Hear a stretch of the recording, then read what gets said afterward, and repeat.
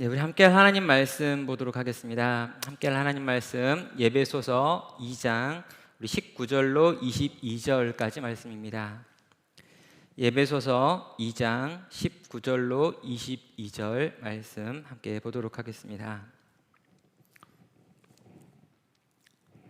네, 우리 한 절씩 교독하여 분량이 적으니까 우리 다 함께 한 목소리로 같이 읽도록 하겠습니다. 우리 다 같이 읽겠습니다.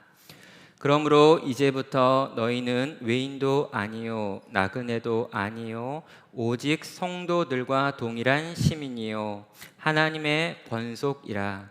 너희는 사도들과 선지자들의 터 위에 세우심을 입은 자라. 그리스도 예수께서 친히 모퉁이돌이 되셨느니라. 그의 안에서 건물마다 서로 연결하여 주 안에서 성전이 되어가고 너희도 성령 안에서 하나님이 거하실 처소가 되기 위하여 예수 안에서 함께 지어져 가느니라. 아멘. 예, 오늘 저희가 함께 나눌 말씀은 진실한 공동체라고 하는 제목으로 교회의 본질 회복이라는 부제를 가지고 같이 이 진실한 공동체, 이 교회를 생각하면서 같이 나누는 강의의 첫 번째 시간을 갖도록 하겠습니다.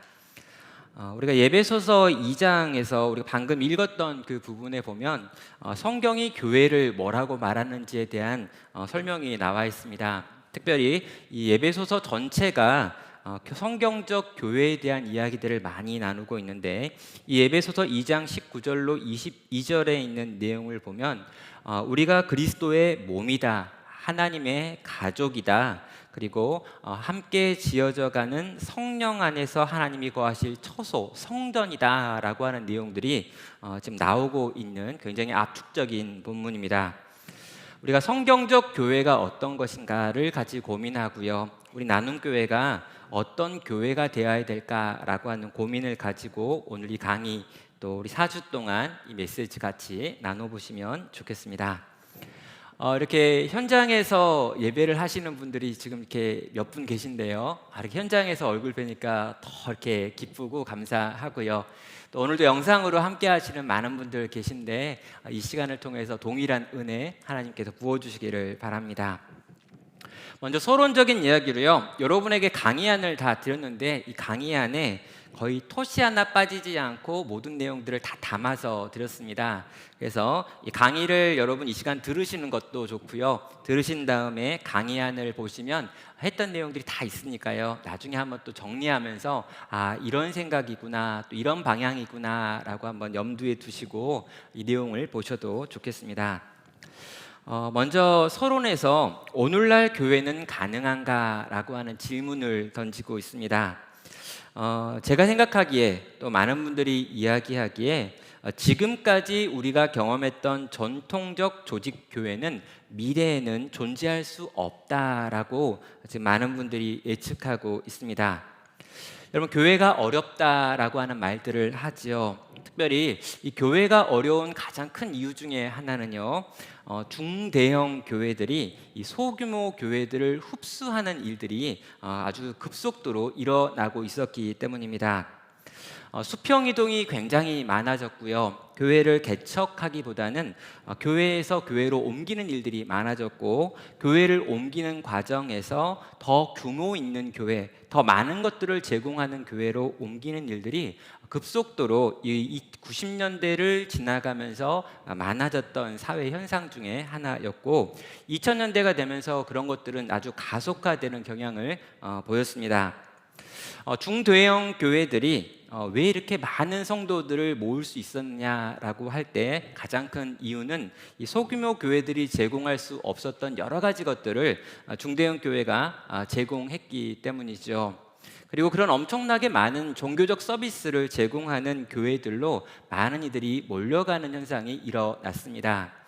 그래서 정말 이렇게 교회의 숫자가 이제 늘어나고, 또 목사들이 많이 배출되고 많은 교회들이 개척이 됐다라고 이야기하지만, 이 개척한 교회들 100개 중에 95개가 3년 안에 문을 닫는 일들을 최근 얼마 동안 계속해서 한국교회는 보여줬죠.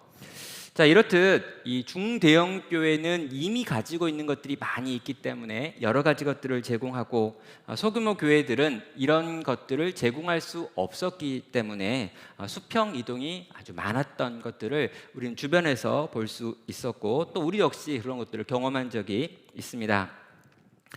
자, 교회가 어렵다라고 이야기할 때 우리가 뭔가 새로운 교회를 만들어 보려고 할 때 느끼는 어려움 중에 가장 큰 어려움이 이런 부분인 거죠.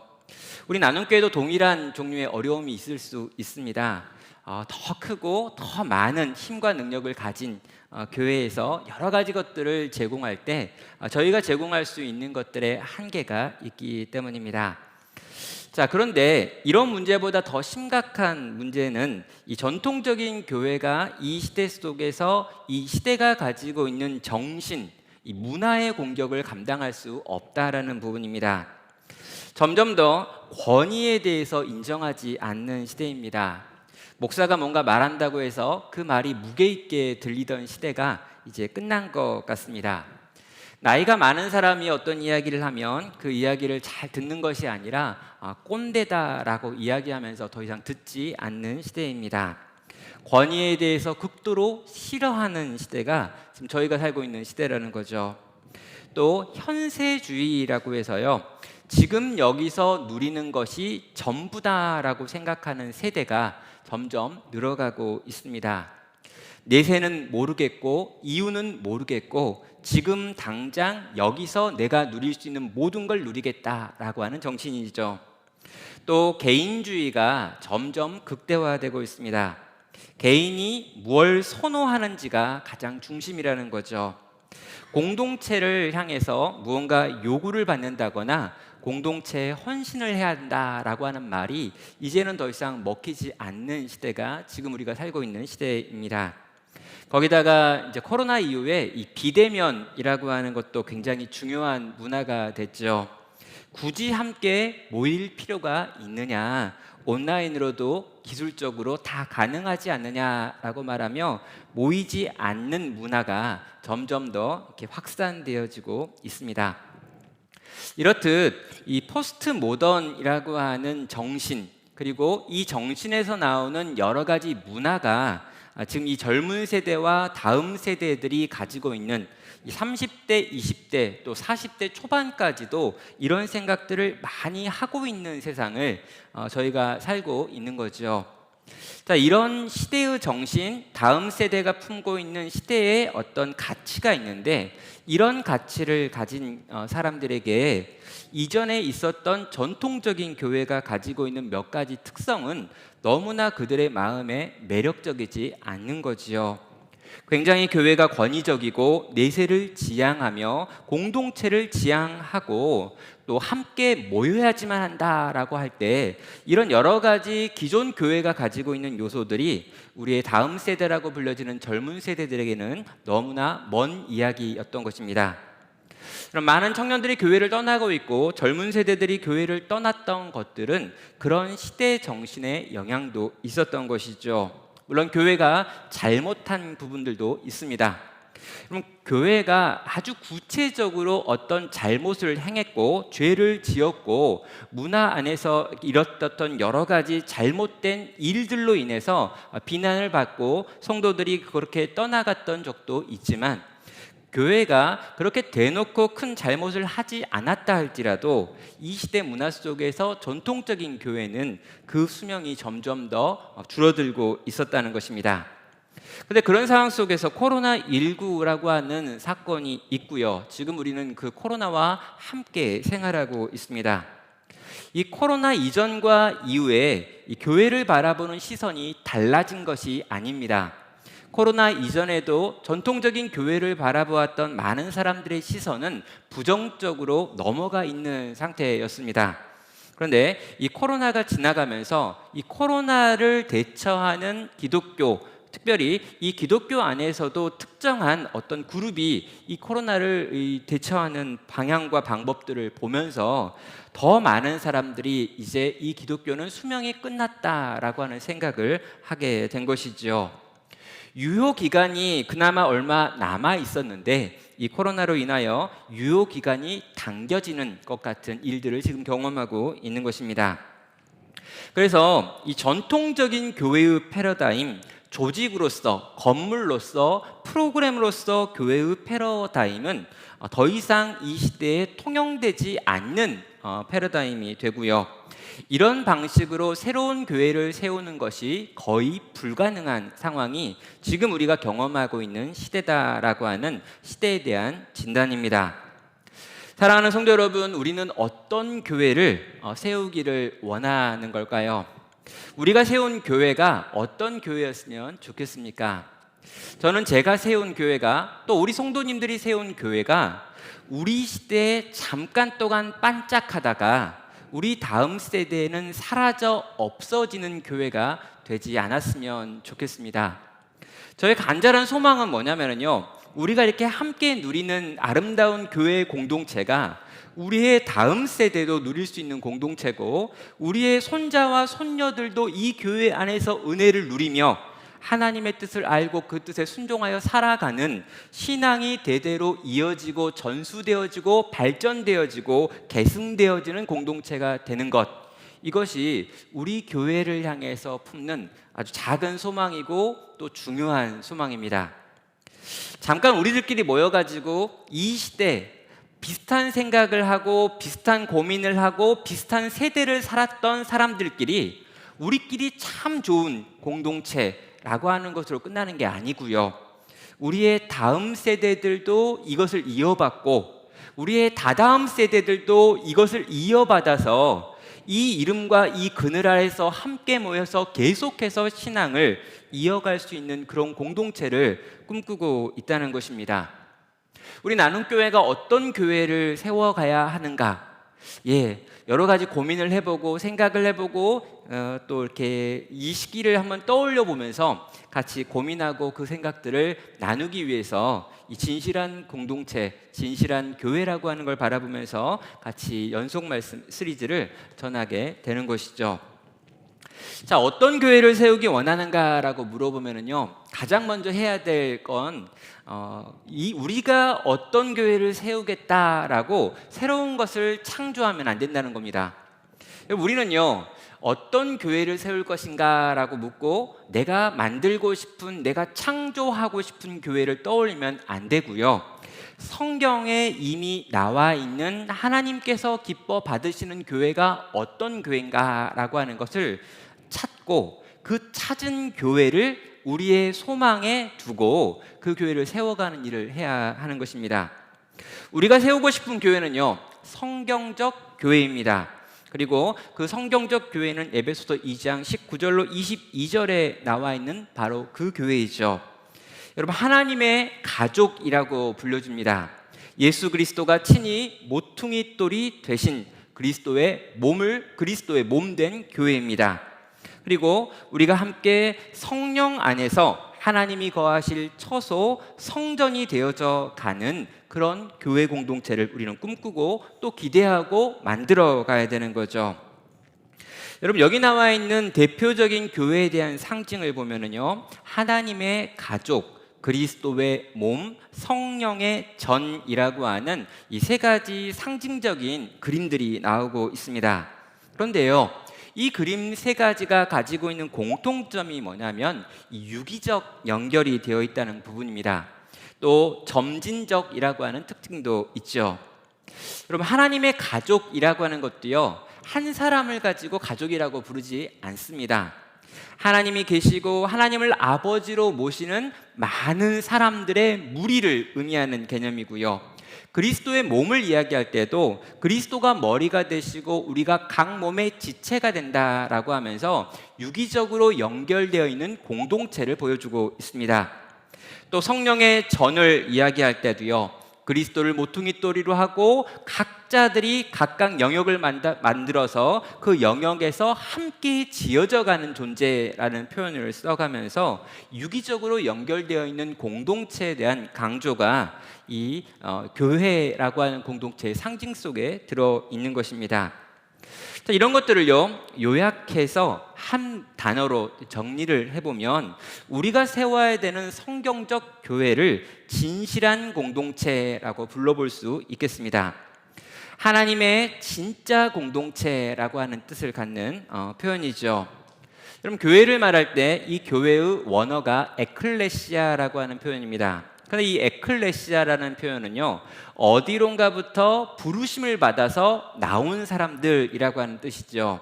하나님께서 뭔가 계획과 뜻이 있어서 세상 가운데 있는 누군가를 불러서 그들을 끄집어내서 그들로 하여금 무언가를 하려고 우리가 교회로 지금 부르심을 받았다는 것입니다. 개인이 아니고요, 또 공동체로 서로 연결되어 무언가 목적과 방향을 향해 나아가도록 교회가 세워져 있고 하나님은 그런 교회를 꿈꾸셨다는 거예요. 자, 그렇다면 여기서 진실한 공동체라고 하는 잘 들어보지 못했던 용어를 사용하고 있는데요. 이 용어를 제가 아주 오래전부터 들었고 배웠던 용어입니다.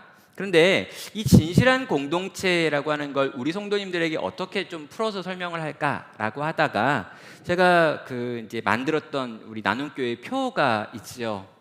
그럼 진리로 사랑하는 우리라고 하는 표현에서 이 우리라고 하는 표현이 공동체라고 하는 것입니다. 진리가 있고 그 진리로 인하여 서로 사랑하게 되는 사람들, 그들이 모여있는 모임, 공동체, 이걸 진리로 사랑하는 우리라고 부르고 이걸 진실한 공동체다라고 저는 표현하고 싶은 것입니다. 여러분, 진실한 공동체를 만드는 것, 이것이 성경이 우리에게 요구하시는 교회의 모습이고요, 나눔교회가 가지고 있는 진리로 사랑하는 우리라고 하는 표가 가지고 있는 내용이 되는 것입니다. 여기서 강조되는 건요, 이 우리라고 하는 것, 공동체라고 하는 부분이고요. 저는 이 공동체와 관련해 가지고 4번에 걸쳐서 우리 성도님들과 같이 말씀을 나누고 함께 고민을 공유하려고 합니다. 여러분, 기독교의 역사를 보면은요, 기독교 역사 속에서 가장 어떤 복음이 능력 있게 역사했던 때가 언제일까? 교회가 강력했을 때가 언제일까라고 물어보면 가장 많은 사람이 교회의 영향력을 받았던 시대가 언제냐라고 물어보면 중세교회입니다. 그 시대 서구 지역 전체가 다 그리스도인이다라고 스스로 주장했기 때문이고요. 그 당시 나라나 문화나 모든 영역에서 그리스도 또 기독교의 영향이 있었기 때문입니다. 그런데요, 실제로 그 중세에 가장 강력했던 기독교와 비교할 수 없을 만큼 작았음에도 불구하고 더 큰 영향력을 가지고 있었던 교회가 존재합니다. 언제냐면 바로 초기 기독교, AD 313년 콘스탄티누스 황제가 기독교를 공인화하기 전까지에 있었던 이 기독교가 이 초기 기독교라고 불려지는 로마의 압제와 핍박을 당하면서 300년 동안 살아왔던 그 교회를 우리는 다시 한번 살펴보려고 합니다. 그럼 우리가 초대 교회라고 부르기도 하고요, 또 초기 기독교라고 부르기도 하는 이 시대에 놀라운 교회의 부흥이 있었기 때문이죠. 여러분, 엄청나게 많은 핍박이 있었습니다. 그리고 교회는 굉장히 규모가 작고 약한 사람들의 모임이었습니다. 여러분, 그 예수님께서 돌아가시고 난 다음에 AD 35년 정도에 이제 사도행전에 나와 있는 여러 가지 사건이 일어나고 그런 사건들의 여파로 로마의 교회가 생겼습니다. 그래서 AD 35년 정도에 로마의 기독교인의 숫자가 300명 정도였다라고 가정을 하고요. 그렇게 300명 정도 되었던 로마의 기독교인들의 숫자가 300년이 지난 다음에 600만 명이 되어 있는 통계를 로드니 스타크라고 하는 분이 찾아가지고 정리한 부분이 있습니다. 이걸 가지고 계산을 하면은요, 기독교인들의 숫자는 매 10년마다 40%씩 성장했다라고 이야기를 하지요. 300년의 시간 동안에 로마 인구의 절반이 기독교인이 되는 일이 일어난 것입니다. 그런데요, 이 AD 300년까지의 이 AD 313년까지 있었던 이 기독교의 놀라운 부흥의 이야기, 그러니까 이 1000명도 안 됐던 300명밖에 안 됐던 공동체가 600명이 되는 것, 거기다가 로마라고 하는 곳이 이 10번의 대박해를 통해서 그렇게 많은 핍박을 했음에도 불구하고 살아남았을 뿐만 아니라 로마 인구의 절반에 해당하는 숫자로 기독교인들이 늘어났던 이유가 뭘까라고 하는 질문을 해봐야 합니다. 왜 그런 일이 벌어졌을까요? 어떻게 그런 역사가 나타난 걸까요? 그럼 그 당시에 교회는 조직이 따로 없었습니다. 또 전도 프로그램, 전도 폭발이나 또 제자훈련 과정 같은 프로그램도 갖고 있지 못했습니다. 심지어 그들은 성경도 전체를 가지고 있지 못했지요.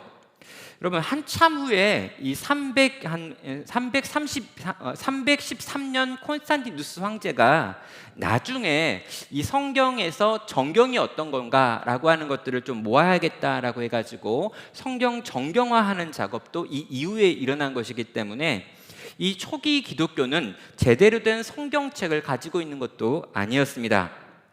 제대로 된 조직도 없고 프로그램도 없고 심지어 경전이라고 부를 만한 성경도 가지고 있지 못했던 그 당시의 교회가 어떻게 그 당시에 가장 강력했던 로마 제국의 핍박을 견뎌내고 끝까지 복음을 지키고 그 복음을 확산시켜서 로마 인구의 절반이 될 수 있었는가라고 하는 이 질문을 많은 사람들이 하는 것이죠.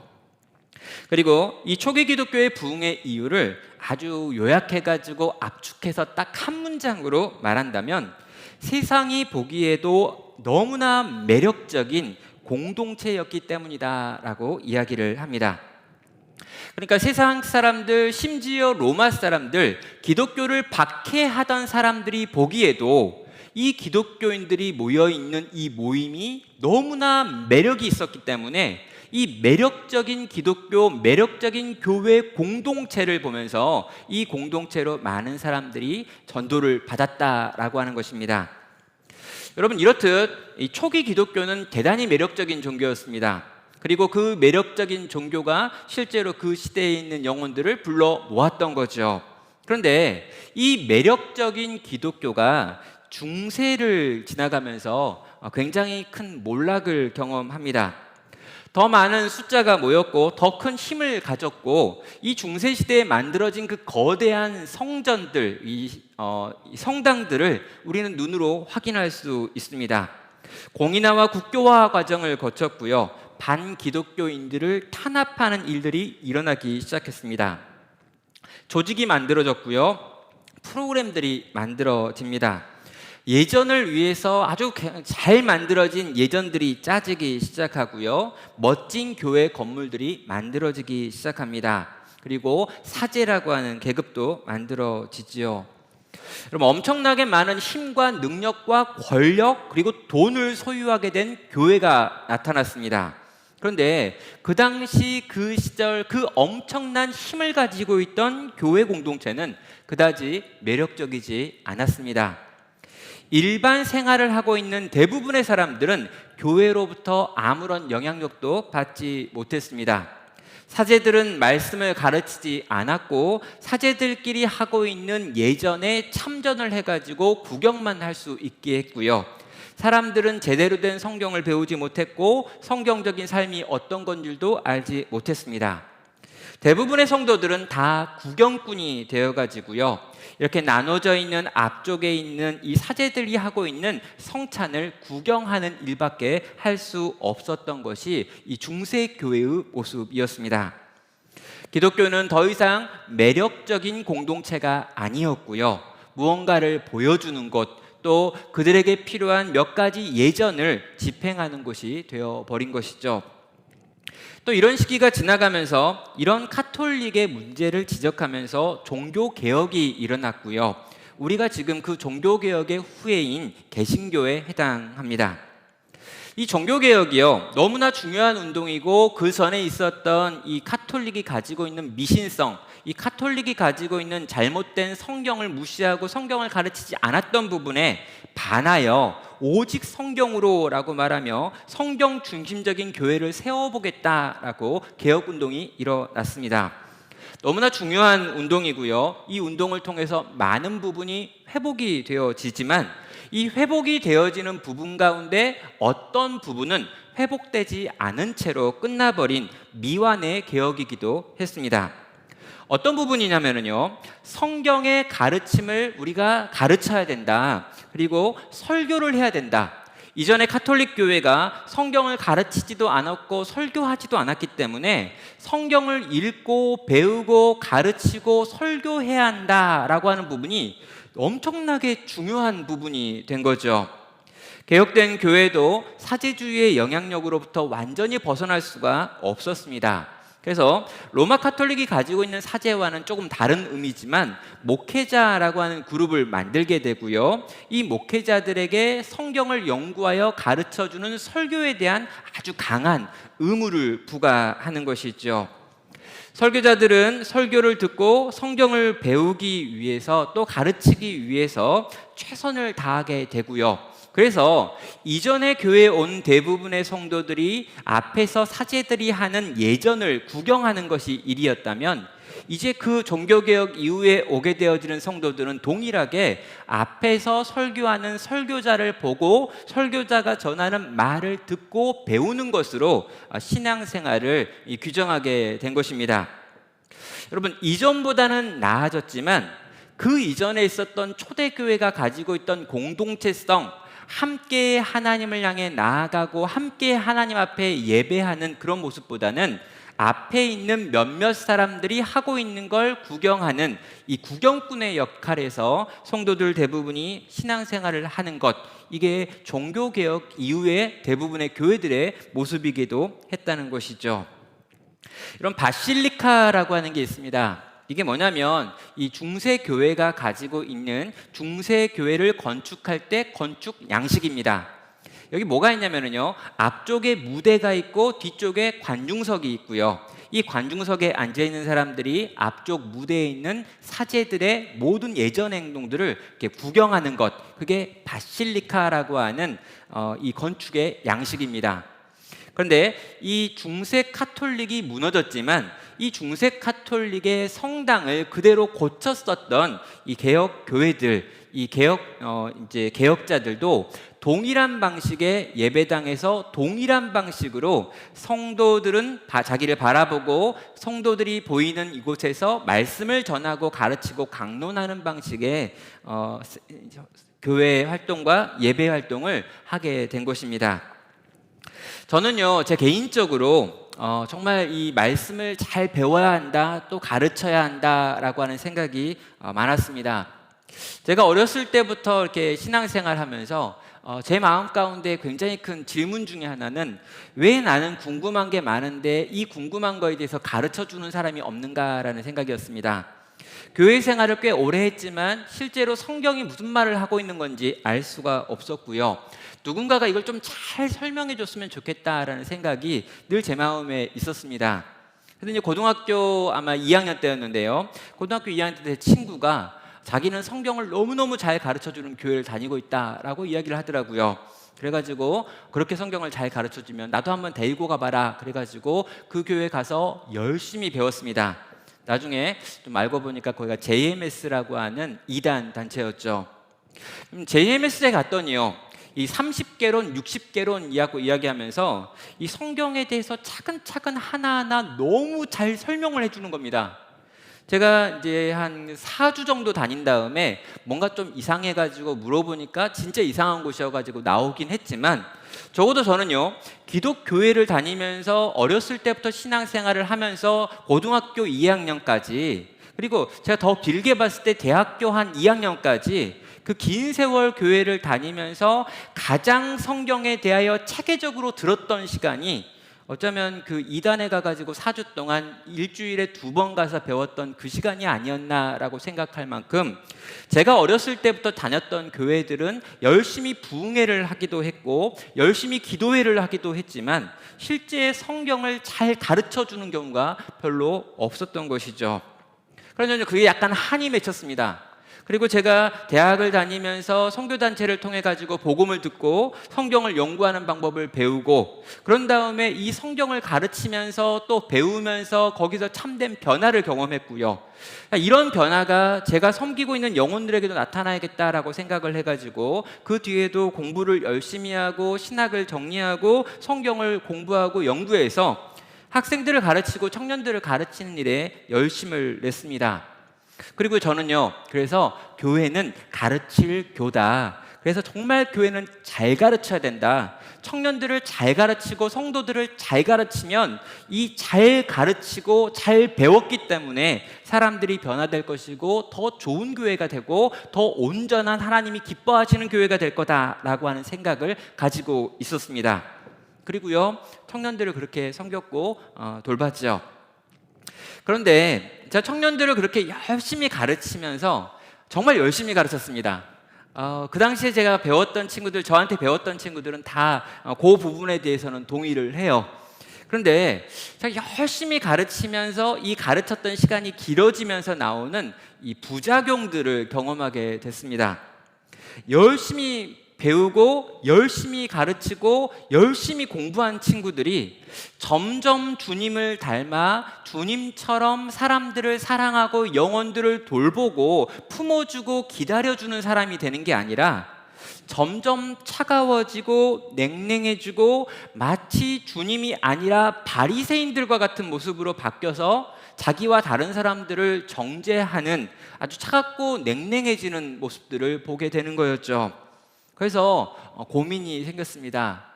나는 잘 가르쳤다고 생각하는데 잘 배운 친구들이 실제로 뭔가 바른 방식의 변화보다 조금 문제가 생기는구나. 내가 뭔가 잘못 가르치는 건가? 내 가르침에 빠져있는 요소가 뭔가라는 고민이 있었죠. 제가 나눔교회에 부임해가지고 처음 2년 정도 사역을 하면서요, 제가 잘하는 거는 가르치는 사역이었기 때문에 여전히 설교를 열심히 하고 여전히 여러 가지 신앙 강좌를 열어가지고 기독교에 필요한 것들을 정리하고 가르친 일들을 세미나를 통해서 했습니다.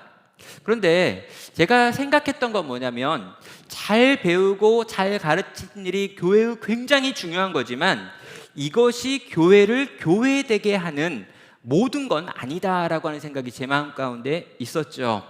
그리고 그렇게 2년 정도 시간을 보낸 다음에 생각하고 이런 것들에 대한 고민을 가지고 찾았던 것 중에 하나가 이제 하나복이라고 하는 운동이었고, 하나님 나라 복음 네트워크라고 하는 곳에서 이 세미나와 어떤 강의를 들으면서 요 부분, 제가 생각했던 요 부분 플러스 이게 있어야겠다라는 생각을 했는데 그게 바로 공동체라고 하는 것이었습니다. 나눔교회 표를 만들 때요, 진리로 사랑하는 우리라고 이야기할 때 이 진리라고 하는 부분은요, 이전부터 제가 늘 강조했던 부분이었습니다. 그런데 이 진리가 사랑으로 나타나고 드러나고 표현되지 않는다면, 이 진리가 진짜 진리고 이걸 끊임없이 가르쳤는데도 불구하고 공동체가 서로 품어주는 사람이 나타나지 않는다면 이 진리에 문제가 있었다라는 생각을 하는 거죠. 그래서 진리는 반드시 사랑을 낳아야 되고요, 진리와 사랑은 공동체라고 하는 것 안에서 드러나고 보여지고 나타나고 훈련돼야 된다라는 생각을 갖게 된 것입니다. 교회 공동체에게는 진리가 있어야 합니다. 정말 개혁교회들이 끊임없이 진리를 이야기하고 성경을 가르쳤던 것처럼 그런 일들이 교회 안에 있어야 한단 말이에요. 그러나 일방적으로 그 진리를 듣고 일방적으로 그 진리를 배우는 방식으로는 결코 교회가 교회될 수 없습니다. 그건 학교죠. 성경학교고 신학교지 교회는 아닌 것입니다. 그렇다면 교회는 어떤 곳이어야 되는가? 저는 여기 나와 있는 이 진실한 공동체, 진리가 사랑으로 나타나는 공동체에 함께 울고 함께 웃을 수 있는 성도와 성도가 서로 가족이다, 영적 가족이다 라고 하는 걸로 묶여 있는 것만이 진짜 교회다라고 생각을 하는 것입니다. 그런데요, 이런 이야기와 이런 고민들이 있음에도 불구하고 우리가 이런 진실한 공동체를 만들기 어려운 이유가 있는데요, 그것은 우리가 진실한 공동체를 실제로 본 적이 없다는 것입니다. 우리 대부분은요, 교회를 조직이라고 생각하고요, 이 조직밖에 본 적이 없습니다. 교회를 딱 떠올리면 갑자기 당회, 권사회, 전도회, 남전도회, 청년회, 회장, 부회장, 총무, 회계 이런 것들이 떠오르지 뭔가 공동체라고 말해도 쉽게 그게 뭔지 잘 알 수가 없는 거죠. 왜요? 그걸 본 적이 거의 없기 때문입니다. 우리 대부분은요, 교회를 조직이라고 생각하고요, 더한 경우에 교회를 건물이라고 생각합니다. 언제 어떤 시간에 어떤 장소라고 하는 것으로 다 제한해가지고 교회는 주일날 12시에 그 동네에 가가지고 그 동네에 있는 건물 안에 있을 때만 내가 교회다라고 생각할 정도로 그렇게 우리가 말은 안 한다 할지라도 대부분이 그렇게 느끼고 있는 것들을 우리는 볼 수 있는 것이죠. 그래서 공동체성이라고 하는 것이 강화된 교회를 세워야 된다. 정말 우리가 가족이다. 우리가 서로 연결되어 있다. 우리가 각 몸의 지체다. 함께 지어져가는 성령의 전이다 라고 하는 이 공동체, 영적인 가족, 우리가 떨어져 있는 것이 아니라 함께 자라가고 있다라고 하는 것을 알고 느낄 수 있는 그런 곳으로 만들어가는 것, 이게 우리 교회의 목표가 되어야 된다라는 생각을 하게 되는 것입니다. 주님께서 요구하시는 진실한 공동체를 세우는 것, 이것이 우리가 교회를 바라보면서 꿈꿔야 될 소망이어야 한다는 거죠. 그렇다면요, 우리는 한번 물어봐야 됩니다. 진실한 공동체가 그럼 가능합니까? 라고 하는 질문이죠. 이런 시대에 진실한 공동체를 만드는 것이 가능할까요?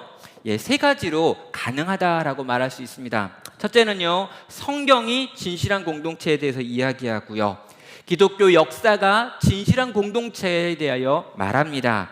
그리고 상황적으로도 지금 우리는 진실한 공동체의 필요를 느끼고 있습니다. 성경을 보면은요, 하나님께서는 아브라함을 택하서 아브라함의 후손들로 한 민족을 이루시고요, 이 이스라엘이라고 하는 구약의 교회 공동체를 통해서 열방을 향해 복음이 전해지기를 바랬습니다. 하나님의 계획은 아브라함의 후손들 한 민족 공동체였죠. 또 이 그리스도를 통해서 신약에도 공동체가 세워지고 있는데요, 12 제자들을 중심으로 해서 또 예수님께서 친히 가르쳤던 그 그룹을 중심으로 해가지고 이 교회 공동체라고 하는 걸 만드시고 이 교회 공동체를 통해서 하나님 나라를 전파하라고 하는 사명을 주고 있습니다. 그래서 하나님께서는 이 교회 공동체, 또 구약에 있는 민족 공동체라고 하는 것으로 끊임없이 당신의 나라를 확장할 계획을 신구약 성경 속에 담아두었다라고 하는 것을 우리가 보기 때문에 이것이 하나님이 기뻐하시는 방식이다라고 하는 확신을 가질 수가 있는 거죠. 성경이 보여주는 하나님께서 사람을 변화시키는 방식은 사랑을 특징으로 하고 있는 진실한 공동체였다라고 하는 것을 우리는 성경 곳곳을 통해서 살펴볼 수 있습니다. 또 역사적으로 살펴보면은요, 기독교 교회는 처음부터 진실한 공동체로 시작했다라고 하는 것을 초대교회 모델을 통해서 우리는 보게 되는 거죠. 성령 안에서 함께 지어져가는 교회의 모습이 이 초대교회의 모습이었고요, 이런 초대교회의 모습이 너무나 아름다웠기 때문에 이 초대교회의 모습을 보고 주변에 있는 다른 이들까지 이 교회 공동체로 달려 들어왔다라고 하는 것을 이 313년까지 있었던 기독교 교회의 역사를 통해서 우리는 보고 있는 것입니다. 물론 이런 교회가 중세와 근대를 지나가면서 공동체에서 조직으로 변화되어지고 프로그램과 건물로 전환되어 버리는 아픔이 있었기 때문에 우리가 이 초대교회를 가깝게 볼 수가 없고, 우리가 대부분 봤던 것들은 조직교회고 프로그램이고 건물인 교회를 보았기 때문에 지금 이 초대교회에 대하여 더 깊이 살펴보기 위해서 여러 가지 공부가 필요하기는 하지만, 적어도 이 기독교가 가장 작았던 그 시대에, 세상적으로 가장 약했던 그 시대에 이 교회로 하여금 세상을 변화시키는 일이 일어났다라고 하는 이 AD 1세기, 2세기, 3세기의 사건은 우리가 교회를 볼 때 이런 교회가 결코 망하지 않는다라고 하는 것을 확인할 수 있는 방법이 되는 것입니다. 여러분, 심지어 이 초대교회는 가장 강력한 핍박의 시대에도 견뎌낼 수 있었고요, 그런 시대에도 복음을 전하여서 그 자기를 핍박했던 나라를 새롭게 만들고 있는데요, 이렇게 강력하고 진실한 공동체였던 교회는요, 그 이후에도 어떤 핍박으로부터도 무너지지 않았다라고 하는 것을 우리는 역사 속에서 확인하고 있습니다. 그럼 러시아가요, 실제로 소련이라고 불려질 때 공산주의에 의하여 철저하게 그 안에 있는 교회, 그리스 정교회라고 하는 교회가 핍박을 당했습니다. 그래서 러시아는요, 한때 자기에게는 한 명의 그리스도인도 없다라고 말할 만큼 소련은 그렇게 기독교를 완벽하게 세상에서 지워버렸다고 이야기를 했죠. 그런데 이 러시아, 소련이 무너진 다음에 러시아가 세워졌을 때 그 안에 수없이 많은 그리스 정교회 성도들이 있다라고 하고, 지금은 소련의 러시아에 있는 많은 사람들이 그리스 정교 회원이라고 자기를 고백하고 있습니다.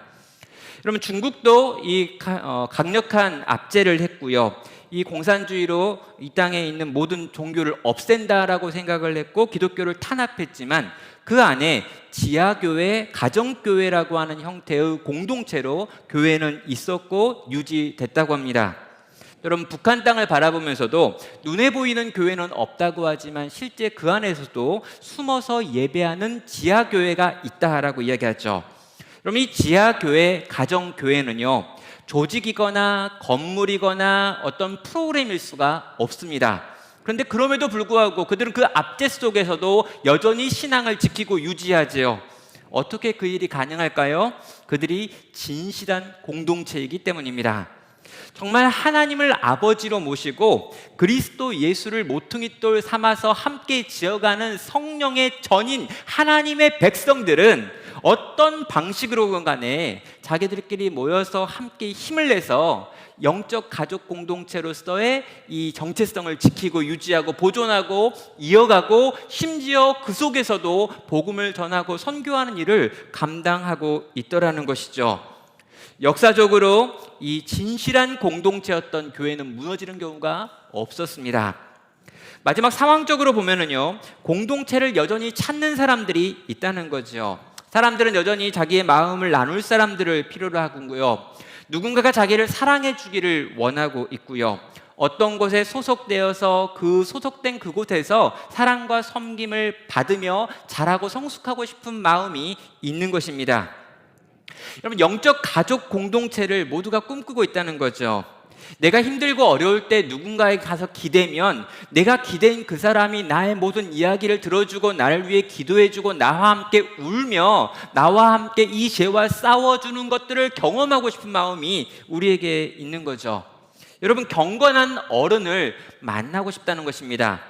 여러분, 사람들 안에 있는 기본적인 종교성이 있기 때문에 이 기본적인 종교성을 가진 사람들이 이 세상에서 여러 가지 어려움을 당할 때 이 어려움을 가지고 찾아가 기대고 싶은 사람, 기대고 싶은 공동체가 여전히 필요하다는 것이죠. 그런 의미에서요, 저는 우리 교회에 있는 작은 교회가 이런 역할을 하고 있는지 한번 물어보면 좋겠습니다. 또 우리 교회에 있는 이 권사님들, 장로님들, 안수 집사님들, 또 교사들, 또 우리 섬기는 여러 가지 영역에서 애쓰고 있는 분들을 볼 때, 우리 목자님들을 볼 때 정말 내가 내 인생에 어려운 문제가 생기고 힘든 문제가 생겼을 때 정말 내가 내 것들을 가지고 가서 그에게 이야기하면 그가 그 이야기를 듣고 나와 함께 울어줄 뿐만 아니라 나를 위해 기도해 줄 것이다 라고 하는 확신을 가지고 있는지 묻고 싶은 것이지요. 저는 우리 교회 작은 교회 목자님들이 계시는데 이 목자님들이 지금 그 역할을 하고 계신다고 믿습니다. 왜냐하면 지금 이렇게 코로나로 인해서 우리가 함께 모일 수가 없고 얼굴을 볼 수 없는데도 불구하고 우리 작은 교회 목원님들이 그래도 이렇게 뭔가 모인다고 하고 서로에 대한 이야기들을 나눈다고 하고, 요즘 이렇게 인터넷상으로 줌이라고 하는 걸 쓰고 영상 화상으로 한다고 하는데 굉장히 그 불편하고 어려움에도 불구하고 그걸 통해서라도 뭔가 나누면서 함께 마음을 나누고 기도하고 있다라고 하는 걸 들으니 저는 작은 교회 목자님들이 또 우리 교회에 있는 작은 교회라고 하는 그룹들이 그 역할들을 지금 하고 있다라고 생각을 하고 있습니다. 여러분, 사람들은 여전히 도움이 필요하고 사랑이 필요하고 섬김이 필요하고요, 이런 것들을 해줄 수 있는 어른을 찾고 있고요, 그런 공동체가 있기를 바라고 있습니다. 그래서요, 우린 그런 공동체를 만들어내야 한다는 거죠. 또 현대 교회에 실망한 많은 사람들이 있습니다. 조직이나 프로그램들로 돌아가는 교회들에 있다가 진정한 변화를 경험하지 못하고 정말 그 변화되고 싶은 마음으로 참된 공동체를 찾는 사람들이 있고요. 또 정말 교회가 이 문화 속에서 선한 일을 만드는 중심이어야 되는데 교회에 아무런 영향력도 없구나라고 하는 걸 느끼면서 진정한 영향력을 가진 그런 공동체를 찾는 사람들도 우리 주변에 있다는 거죠. 또 여러분, 대안적인 삶을 구하는 분들도 있습니다. 이제까지 내가 살아왔던 그 방식이 잘못된 방식이다라고 생각하면서 이런 삶과 다른 공동체, 이런 세상의 방식과 다른 방식으로 살아가는 사람들 가운데 내가 들어가고 싶다라고 하는 마음의 열정을 가진 사람들도 있는 것이죠. 그런 사람들이 정말 변화되고 싶은데 이 변화를 어디서 경험할 수 있는 걸까요? 정말 변화되고 싶은 사람들이요, 진짜 변화를 경험하려면 여러분, 그것을 잘 배우고 넌 이렇게 바뀌어야 해 라고 말을 듣는다고 해서 바뀌는 게 아닙니다.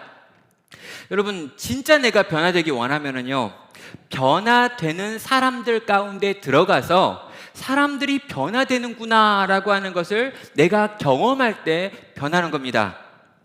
여러분, 저희 집에 이렇게 딸이 한 명 있는데요, 이 딸이 지금 최근에 굉장히 많이 노력하고 있으면서 막 살을 빼는 수고를 하고 있습니다. 왜 그런가? 너는 살을 빼야 한다 막 옆에서 강요하거나 막 이렇게 한 게 아니고요, 자기가 TV를 보면서 어떤 연예인 그룹을 좋아하는데 이 연예인 그룹이 다 말랐어요. 그러니까 어떻게 하나같이 그렇게 마른지 모르겠지만 너무너무 마른 친구들이 주인인 아이돌들을 좋아하기 시작했습니다. 그리고 자기가 좋아하는 그 아이돌을 쫓아 지금 살이 빠지는 훈련과 식생활을 만들고 있는 거죠. 여러분, 뭔가 감동을 받고요, 그 감동을 받을 뿐만 아니라 그것들을 끊임없이 생각하고 그걸 고민하고 그걸 붙들고 씨름하는 사람들의 무리 가운데 들어가서 함께 할 때 우리는 그 변화를 시도할 수 있는 겁니다.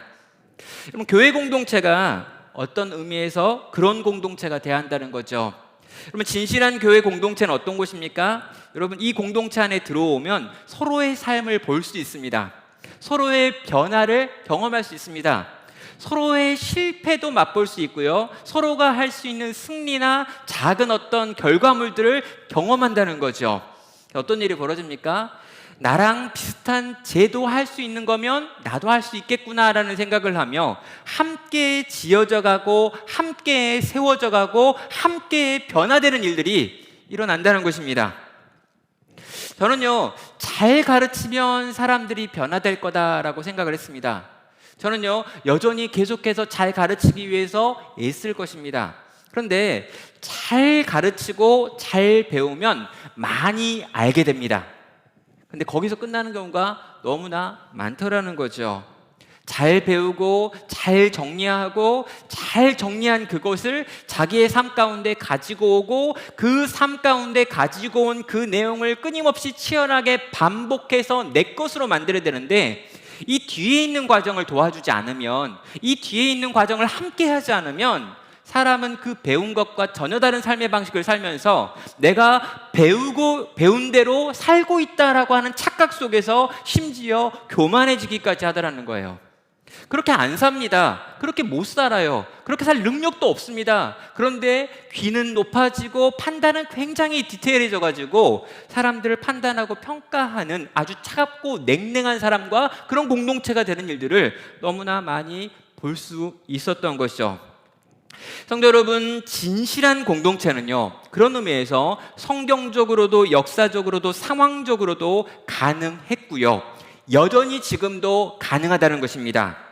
여러분, 진실한 공동체는 굉장히 어려운 것이지만 실제로 이 진실한 공동체는 성경 속에서도 있었고 이 역사 속에서도 있었으며 현재 상황 속에서도 여전히 필요한 것이다 라고 하는 것을 세 가지 방식으로 우리에게 증명한 것이죠. 자, 그렇다면 이 진실한 공동체가 필요한 가장 중요한 실제적인 이유가 뭘까라고 하는 부분에서 이 절실성이라고 하는 단어를 사용해 보겠습니다. 여러분, 회심이라고 하는 게 있습니다. 불신자가 신자가 되는 거죠. 그런데 이 불신자가 신자가 되는 과정에서 바울처럼 변화되는 경우가 있어요. 뭔가 정오의 태양보다 더 빛나는 그리스도를 만나가지고 한순간에 바뀌는 이런 케이스들이 있습니다. 이런 케이스가 한 30% 정도 된다고 합니다. 그런데 나머지 그럼 70%의 회심이 뭐냐라고 하면 기독교 문화 속에서 꾹 자라다가 기독교 문화 속에서 교회 공동체 안에서 주일학교 과정에서 청년부 활동을 하면서 믿음이 있는 듯 없는 듯 보이는 요 긴 과정을 가다가 어느 순간인가 나도 모르게 정확한 날짜도 모르고 언제 태어났는지도 모르지만 회심한 사람들, 변화된 사람들, 점진적 회심을 경험하는 사람들의 비율이 70% 정도 된다라고 이야기를 합니다. 그런데 그렇다면 이 30%는 뭔가 하늘에서 번쩍하는 충격이 있었다면 이 70%에게 있었던 건 뭐냐라고 물어봐야 되는 거죠. 이 70%에게 있었던 건 이 과정을 함께 해준 공동체가 있었던 것입니다. 여러분, 신앙 공동체가 있어서 이 공동체 안에서 지지고 볶고 자라는 과정 속에서 나도 모르게 어느 순간 그리스도에 대하여 알게 되고 그 구원을 품게 되고 그 구원으로 말미암아 변화를 경험하고 그렇게 신자가 되는 일들이 더 많다라는 거죠. 참된 회심을 경험하는 대부분의 사람들은 점진적으로 회심을 경험하고 이 회심의 교육의 주체는 공동체, 자기가 속해 있는 그 그룹이었다는 것입니다. 여러분, 그래서 초대교회는요 1년 동안 세례교육을 시키고 이 세례교육을 할 때 후견인이라고 해가지고 이 한 사람의 불신자 옆에서 이 사람의 신앙을 도와주는 롤모델이 붙어가지고 1년 동안 이 신앙은 어떤 것인지, 신앙생활은 어떤 것인지, 소속을 바꾼다는 것이 어떤 것인지 잘 설명하고, 세례를 받을 때 이 후견인에게 이 사람이 세례를 받을 만한 사람이냐라고 물어가지고 후견인이 그렇다라고 말하면 이 사람에게 세례를 주었다라고 이야기를 할 정도로 공동체가 중요했었습니다. 한 사람의 성숙과 한 사람의 회심을 위하여 이 신앙 공동체 전체가 관심을 갖고 함께 수고하고 함께 애써서 한 사람이 주께 돌아오게 만드는 것, 이게 공동체에서 일어나는 일이었던 거죠. 진정한 회심, 진짜 예수 그리스도를 믿는 사건, 거듭남의 역사가 공동체를 통해서 일어나기 때문에 우리는 진정한 공동체를 만들어야 합니다. 또 진정한 성숙이라고 하는 부분도요, 성숙을 위해서 반드시 공동체가 필요합니다. 그럼 성숙은 단순히 지식의 문제가 아니고요, 자기의 중심에 있는 것들을 나누고 그 중심에 있는 고통과 중심에 있는 어려움들과 이것들을 가지고 갈등하는 과정을 함께 하면서 성숙이 일어납니다. 그러면 진정한 공동체가 없으면요, 우리는 우리 안에 있는 것들을 털어내고 이야기할 수가 없습니다. 우리의 중심이 드러나지 않습니다. 늘 그 모습들을 감추고 가면을 쓰고 돼야 되는 거죠. 갈등과 고통을 함께하지 않습니다. 그러다 보니까 우리는 세월이 많이 지났지만, 한 교회를 진짜 오래 다녔지만 서로 이렇게 얼굴 보고 인사하고 웃어주고 그 뒤에 아무것도 없이 나머지 일주일을 사는 겁니다.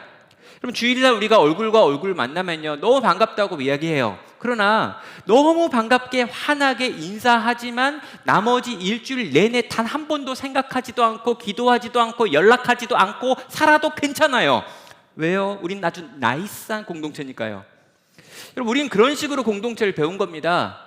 성도의 교제 시간에 웃으며 악수하는 것이 전부인 그런 서로가 서로 가운데 있는 연결성, 이런 것들로 하면서도 우리는 그래도 잘 연결되어 있다라고 착각했던 거죠. 그런 관계에서는 결코 잘하는 법이 없습니다. 결코 성숙이 일어나지 않습니다. 우리의 영적 성숙이 왜 이렇게 더디냐라고 물어봤을 때 지금 내가 어떤 상태인지 아는 사람이 아무도 없어요. 내가 힘들고 어려우면 힘들고 어려운 문제를 가지고 누군가 교회 안에 있는 누구에게 찾아가지 않습니다. 왜요? 교회 안에 있는 누군가를 찾아가서 이야기하면 이 이야기가 다음 주면 돌고 돌아 모든 사람이 다 아는 이야기가 될까봐. 그래서 우리는요, 진짜 힘들고 어려운 건 세상 친구들한테 이야기합니다. 교회는 아주 피상적인 공동체, 절대로 이 안에서 우리 이야기는 하지 않는 공동체, 남는 건 자랑밖에 없는 공동체가 됐던 거죠. 여러분, 진짜 성숙하기 원한다면, 정말 내가 변화되기 원한다면 내 연약함이 드러나야 되고요, 내 안에 있는 고통도 드러나고 보여지고 나눠지고 함께 씨름해서 함께 울기도 하고 함께 웃기도 하는 일들이 일어나야지만 우리는 그 안에서 진짜 성숙이라고 하는 인격의 성숙을 경험할 수 있는 것입니다. 그래서요, 공동체는 절실히 필요한 거라는 거죠. 진정한 변형 역시 이 공동체 안에서 나오는 것입니다. 여러분, 우리가 누군가를 전도한다라고 할 때도요, 누군가 전도할 때 제일 중요한 게 뭐냐면, 당신이 우리 안에 들어오기만 하면 당신은 우리 안에서 참된 생명을 경험하여 거듭날 것이고 참된 성숙을 경험할 것이다 라고 하는 확신이 있어야 누굴 데리고 올 수 있습니다. 그런데 우리는요, 점점 그걸 잃어가지요. 교회에 누군가를 데려오지만 그 사람이 변화될 걸 기대할 수가 없습니다. 그리고 교회 안에 들어온 그 사람이 점점 더 나은 사람이 될 거라고도 확신할 수가 없죠. 왜 그렇습니까? 진정한 공동체가 없기 때문에 나 역시 회심과 나 역시 성숙을 잘 경험할 수 없는 상황에서 다른 누군가가 그 일을 경험하게 될 것이다라고 하는 확신을 얻을 수 없기 때문입니다. 정리하면 그렇습니다. 진실한 공동체는 너무나 절실한 문제라는 거죠. 이건 선택이 아니라 필수의 문제가 되는 것입니다. 사랑하는 성도 여러분, 진실한 공동체를 만드는 것, 정말 서로가 서로를 사랑하는 공동체를 만드는 것, 이건 나눔교회가 해도 되고 하지 않아도 되고 지금 하지 말고 한 2년이나 3년 후에 해야 될 그런 문제라고 생각할 수 없다는 거예요. 어떻게 봐야 되냐면요, 이건 너무 절실한 문제고 이게 아니면, 이게 없으면 교회의 본질이 빠져버린 거구나 라고 생각을 하면서 어찌하였건 간에 요 문제를 지금 해결해야 된다라고 하는 긴박감을 가지고, 절실함을 가지고 이 문제를 고민해야 한다는 것입니다. 선택이 아닙니다. 필수입니다. 여러분, 나눔교회는 지금 상황이 괜찮다라고 이야기를 합니다. 여러 주변에 있는 다른 교회들은 굉장히 어려운데 나눔교회는 그렇게 어렵지 않다라고 이야기를 합니다. 맞습니다. 다른 교회들이 지금 경험하고 있는 이야기를 들어보니까 너무너무 어려운 일들이 많은데 우리 성도님들이 열심을 내주고 계시고요, 또 저희들도 열심을 내면서 이 코로나 시기를 어찌하였건 간에 잘 견디고 지나가는 것 같습니다. 우리 목자님들이 열심을 내주고 계시고요, 우리 젊은 친구들도 정말 애써 주셔가지고 나름대로 우리가 정말 선방을 하고 있다, 이 코로나 시기에 저런 교회가 있을까라고 하는 말을 들을 만큼 뭔가 잘 되고 있는 게 맞습니다.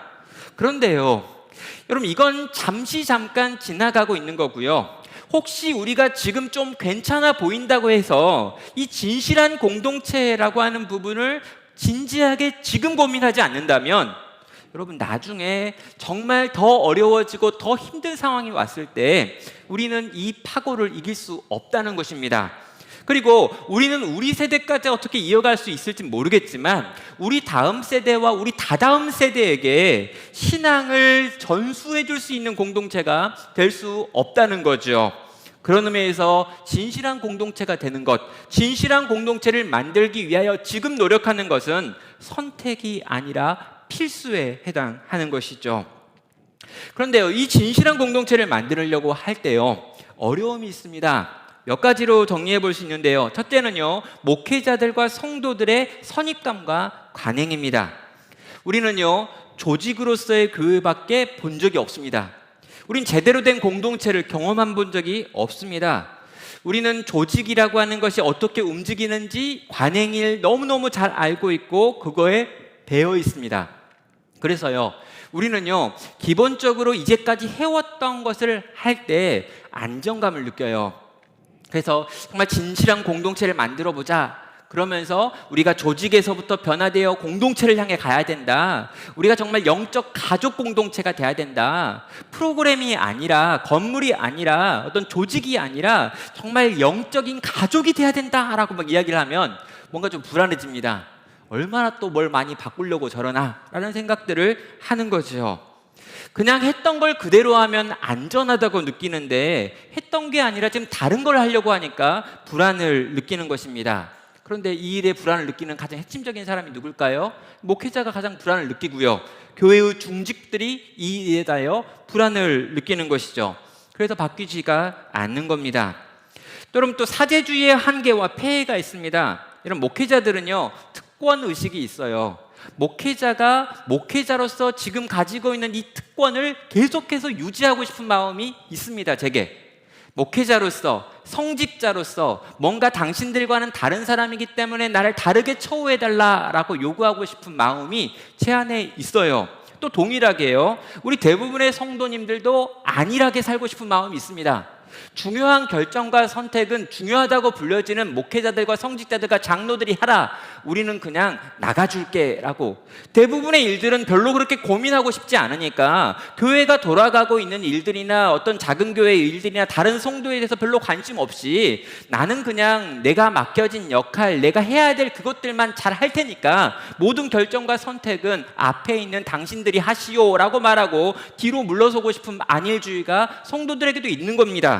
그래서요, 목회자들이 가지고 있는 특권 의식과 평신도들이 가지고 있는 안일주의라고 하는 것이 있기 때문에 지금 있는 조직으로서 그냥 쭉 가는 게 너무너무 좋은 거예요. 뭔가 공동체를 만들기 위하여 우리가 변화돼야 된다, 그리고 함께 수고해야 된다, 그리고 우리가 다 내려와서 함께 원탁에 모여가지고 함께 가정을 이루고 가정 안에서 신앙생활을 어떻게 만들어갈지를 머리를 맞대고 씨름합시다 라고 이야기하면 나도 피곤하고 너도 피곤한 일들이 발생한다는 거죠. 그래서 우리는요, 공동체를 만들기 싫어하는 것입니다. 또 여러분, 인간의 본성적인 거부도 있습니다. 인간 본성에는요, 공동체를 싫어하는 죄성이 있어요. 여러분, 나는 나의 연약함을 드러내기가 싫습니다. 사람들이 나에 대해서 알되 내가 잘하고 있는 건 알았으면 좋겠지만 내가 못하고 있는 부분, 연약한 부분들, 내가 힘들어하는 부분들까지 들려주고 보여주고 싶은 마음이 없다는 거죠. 그래서요, 우리는요, 늘 잘 감춥니다. 그것이 우리 안에 있는 죄성이죠. 그럼 무화과 나뭇잎으로 자기의 치부를 가렸던 아담과 하와의 모습이 오늘날 이 시대 우리에게도 동일하게 있는 것입니다. 또 우리는요, 공동체 안에서 공동체를 세워가는 걸 본 적이 없습니다. 다양한 갈등을 어떻게 해결해야 되는지를 모르고요, 또 어떻게 해야 우리가 사랑하는 건지, 사랑과 섬김의 방법은 어떤 것인지에 대해서도 제대로 배워본 적이 없어요. 거기다가 이 얕은 수준의 공동체성에 만족하고 있는 마음도 있죠. 피상적이지만 그래도 우리 공동체가 참 분위기는 좋아 라고 하는 정도로 만족하는 겁니다. 일주일에 한 번밖에 모이지 않고 일주일에 딱 한 번 네 생각을 하지만 네 생각을 하는 요 1시간 반 동안은 참 분위기가 좋고 친하고 같이 뭘 먹으러도 다니고 같이 뭔가 경조사를 챙기기도 하면 우리는 그래도 다른 교회들보다는 좀 더 낫지 않느냐라는 생각을 하면서 이 정도 수준에서 만족하고 싶은 마음이 우리에게 있는 거예요. 그럼 가장 좋은 것의 가장 강력한 적은요, 대충 좋은 거예요. 나쁜 게 있으면요, 정말 상황이 나쁘면은요, 이 나쁜 상황을 바꿔봐야겠지라고 하는 생각을 하는데, 괜찮은 상태면요, 굳이 이 괜찮은 상태를 포기하고 더 좋은 상태로 갈 필요가 있을까라는 생각을 하면서 더 좋은 상태를 향해 가지 않는 선택을 이 적당한 수준의 공동체는 한다라는 겁니다. 그럼 제가 생각하기에 우리 나눔교회 교회는요, 정말 괜찮은 교회입니다. 좋은 교회예요. 싸우거나 뭐 이런 일이 일어나지 않습니다. 우리 성도님들이 진짜 안 싸워요. 그리고 진짜 싸울 만한 일이 발생하면 그냥 사라져버립니다. 누굴 막 싸우고 이걸 바꿔보고 뭐 다른 사람을 고쳐보겠다 이러지 않고요, 그냥 조용히 사라지셔가지고 딴 데 가요. 그러니까 우리 교회 성도님들은요, 제가 이제까지 6년 있으면서 싸우는 경우를 본 적이 없습니다. 기본적으로 엄청 착하신 분들이에요.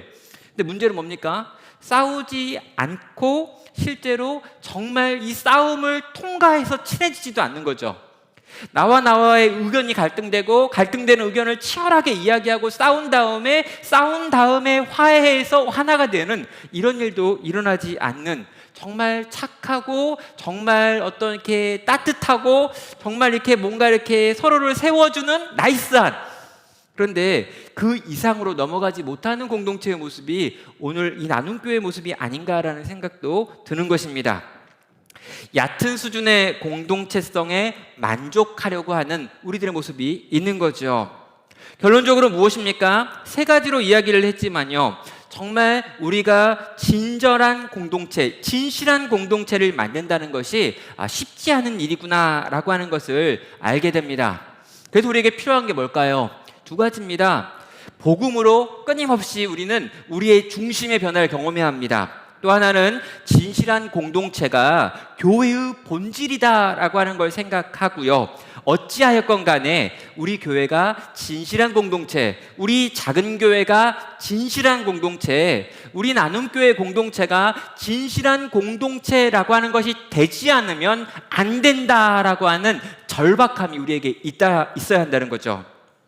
이 4주 동안 강의를 준비했고요. 아마 이 4주 동안 강의를 할 텐데 이 4주 강의를 하면서 여러분이 어떤 반응을 보이시는지를 좀 체크를 해가지고 4주 강의를 이어서 또 4주 더 할까 뭐 이런 생각도 하고 있습니다. 왜요? 이건 될 때까지 해야 되는 중요한 주제이기 때문이죠. 정말 하나님께서 이 교회가 지금이 아니라 10년 후, 20년 후에도 영향력 있게 사람들을 변화시키는 공동체로 가려고 하려면 이 주제가 너무 중요한 주제이기 때문에 이건 선택이 아니라 필수이기 때문에 우리가 이 일을 어렵지만 해야 한다는 것입니다. 끊임없이 이 일에 관하여 말씀을 나누고 성경이 뭐라고 이야기하는지를 살펴보고요. 그리고 이 시대의 요청 앞에서 우리가 어떻게 반응할지를 같이 고민해 보고요. 이것을 만들어갈 수 있는 다양한 교회의 방법들과 방편들을 세워가는 일들을 우리가 지금 해야 한다는 것입니다. 말씀을 마무리하겠습니다. 어떤 교회를 세울 것인가? 라고 마지막으로 이렇게 질문을 해보는 거죠. 여러분, 여기 이제 질문이 하나 있는데요. 내가 떠날 때 내가 섬긴 교회가 무엇으로 남아있기를 원하는가? 라고 질문을 해보라고 하더라고요. 하나복에서 이제 김용국 목사님이 이 주제를 가지고 강의를 한 적이 있는데요. 이 강의의 마지막에 이 질문을 던지더라고요. 내가 떠날 때 내가 섬긴 교회가 무엇으로 남아있기 원하는가? 여러분, 저희 이 질문을 던지면 갑자기 약간 마음이 약간 뭉클해집니다.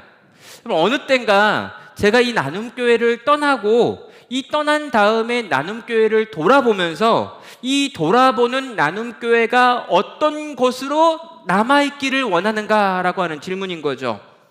여기 계신 우리 어르신들이 계시는데 이 어르신들이 이 교회를 떠나거나 이 땅에서의 생명이 끊어져서 이제 하나님께로 가면서 남겨져 있는 교회의 모습이 어떤 교회이기 원하는가라고 하는 질문 앞에 한번 서보자는 겁니다.